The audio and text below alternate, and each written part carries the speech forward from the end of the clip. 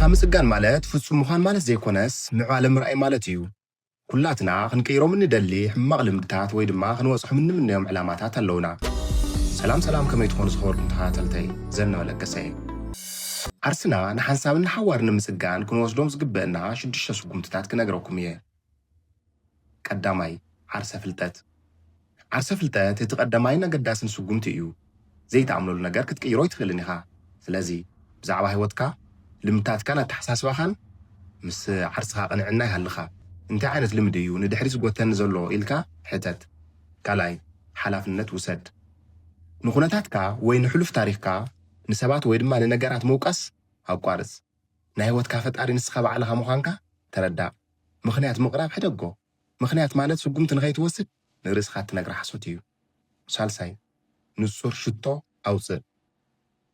ሙሉእ ጥዕና ክህልወኒ እደሊ ኢኻ ብምባል ኣብ ሰሙን 3 መዓልቲ ስፖርት ክሰርሕ እየ ዝብል ዝተፈለጠን ዝዕቀንን ሽቶ ይሃልኻ ንዓበይቲ ሽቶታት ናብ ንእሽተይ ስጉምታት ምክፋል ጀምር ራብዓይ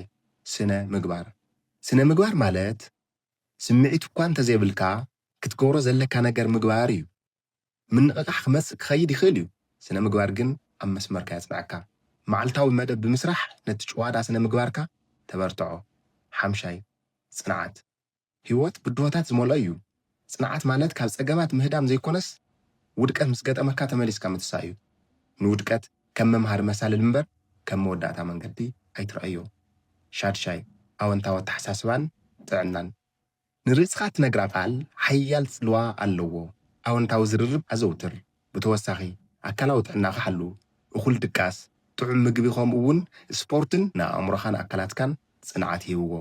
ንርእስኻ ምስጋን ናይ ሓደ ግዜ ስራሕ ዘይኮነስ ናይ ሙሉእ ህይወት ጉዕዞ እዩ ትዕግስቲ ይሃልኻ ንእሽተይ ዓወታትካ ድማ ኣኽብሮም ብኻልኦት ህይወትካ ዝቕይር ሓሳብ ንራኸብ ሰላም ንኽኾነኩም ተመኒ